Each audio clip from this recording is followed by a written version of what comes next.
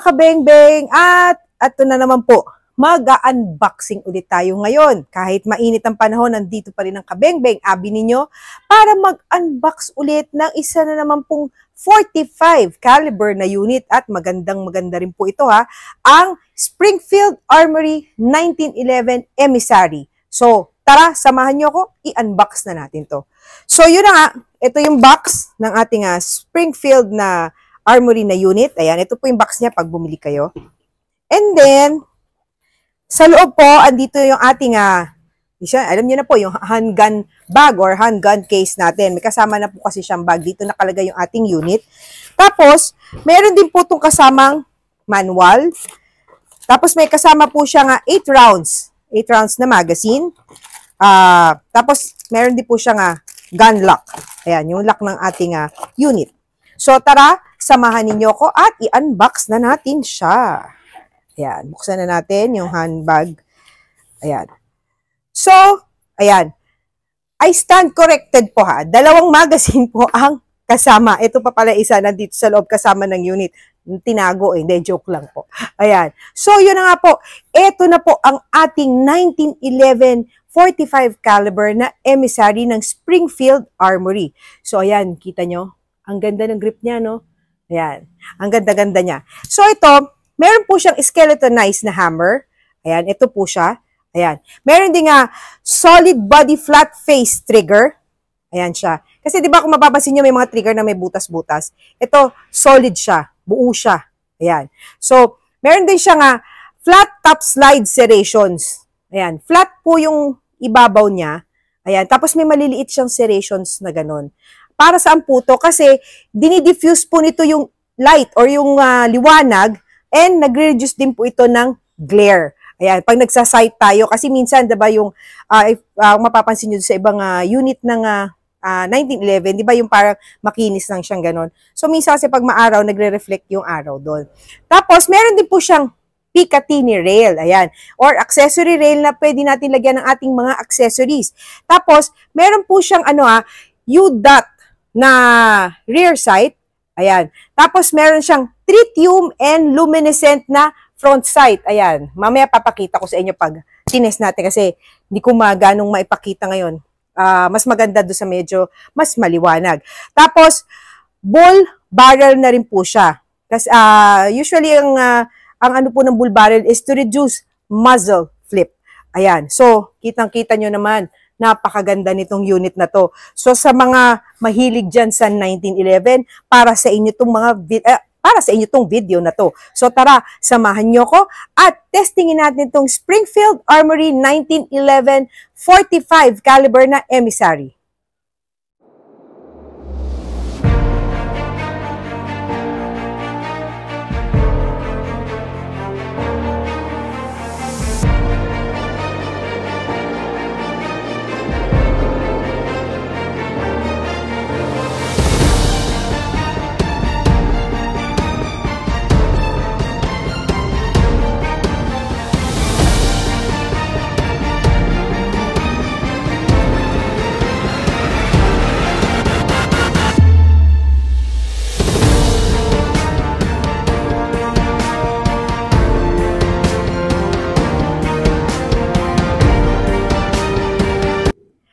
So, ito na mga kabeng-beng Tetestingin na natin itong Springfield Armory 1911 na emissary. 45 caliber po siya. So, ito yung sinasabi ko sa inyo kanina na tritium and luminescent front sight. Ayan, ganyan yung itsura niya.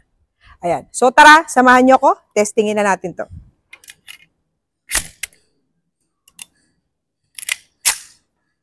Firing.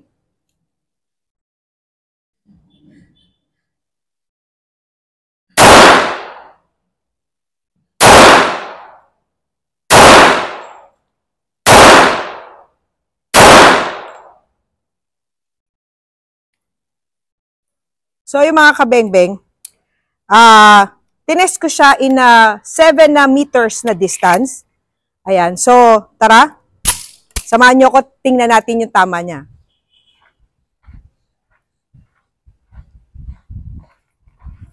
So, 5 bullets lang kasi nilalagay ko. Ayan. Pag nag-start, ayan. So, ayan yung tama niya. May humiwalay na isa. Nahilo ata, hindi, joke lang. Ayan, pero nakita nyo naman, ang ganda, di ba? Ang ganda ng grouping niya. So, sa mga mahilig sa 1911, may option pa kayo. So, ito na mga kabengbeng. Testingin ulit natin siya. Alam nyo, sarap talaga yung putok ng single stock. Tapos 45 caliber siya. So, tara. Tingnan nyo yung grip na. Tingnan nyo yung design. Diba? Ganda.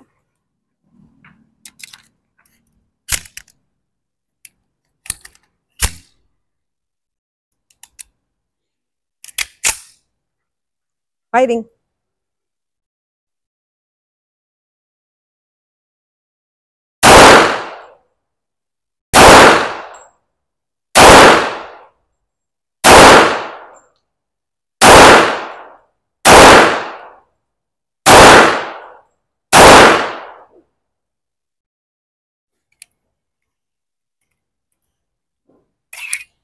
Yan.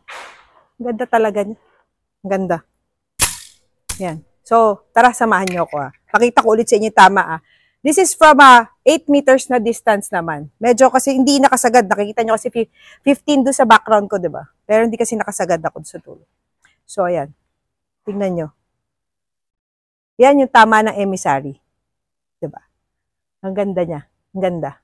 So, yun. Mukhang may bago kong favorite ngayon.